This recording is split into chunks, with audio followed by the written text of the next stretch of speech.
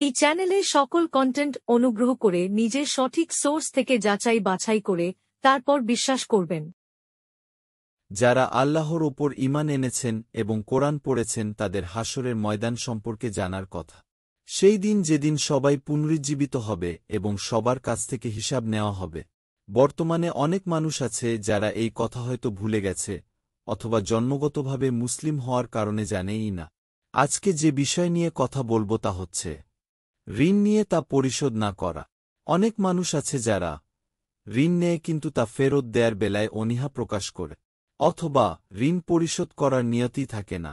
বর্তমানে মানুষকে ঠকানো খুব তুচ্ছ বলে মনে করে, কিন্তু মুসলমানের জন্য এটা শোভা পায় না।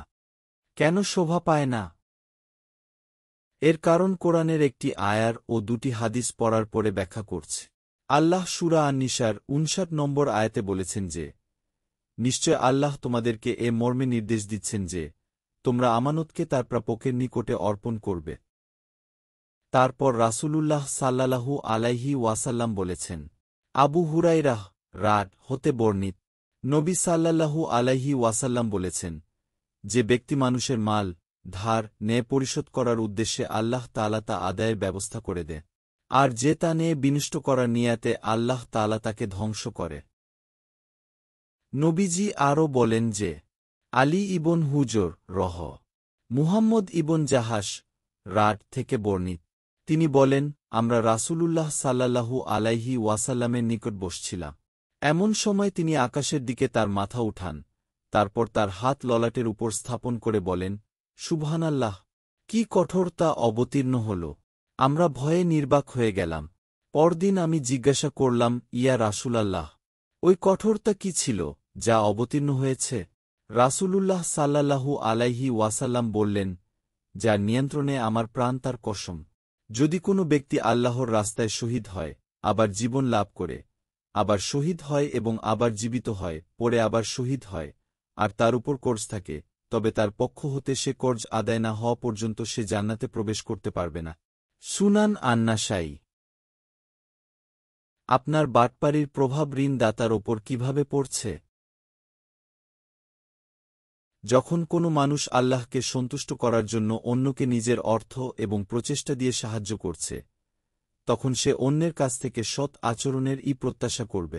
ঋণ নেয়ার সময় খুব বিনত হয়ে ঋণ নেন, আর যখন স্বার্থ উদ্ধার হয়ে যায় তখন তাকে তার পাওনা ফেরত দেন না।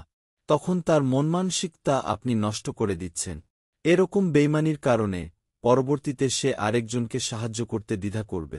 এরকম কয়েকজনের কারণে এক মুসলিম আরেক মুসলিমকে বিশ্বাস করতে পারে না, কারণ মুসলমানের ওয়াদা, পরকালে হিসাব, এসবের কোনো মূল্য থাকে না। বেইমানি করে ভালো মানুষটির কি ক্ষতি করছেন? ভালো মানুষটি তার ভালো কাজের বদলে ধোঁকা পেল, নিজের কষ্টের অর্জনকৃত অর্থ হারাল।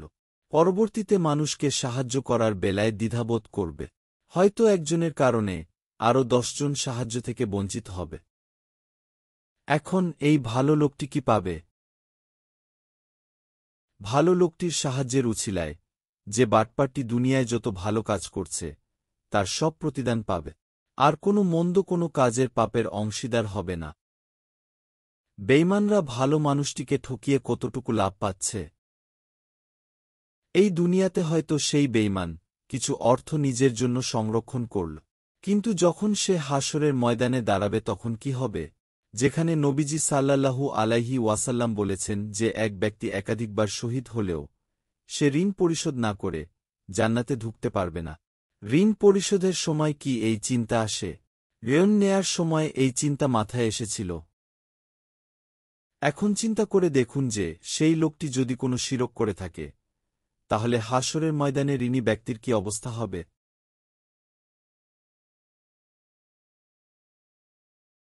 এই চ্যানেলে সকল কন্টেন্ট অনুগ্রহ করে নিজের সঠিক সোর্স থেকে যাচাই বাছাই করে তারপর বিশ্বাস করবেন। যদি আপনার কোনো মতামত থাকে তাহলে কমেন্টে জানাবেন। আমার কোনো ভুল হলে তা অনুগ্রহ করে ধরিয়ে দেবেন। ভিডিওতে লাইক ও সাবস্ক্রাইব করে সাথে থাকুন ও অন্যদের সাথে শেয়ার করবেন।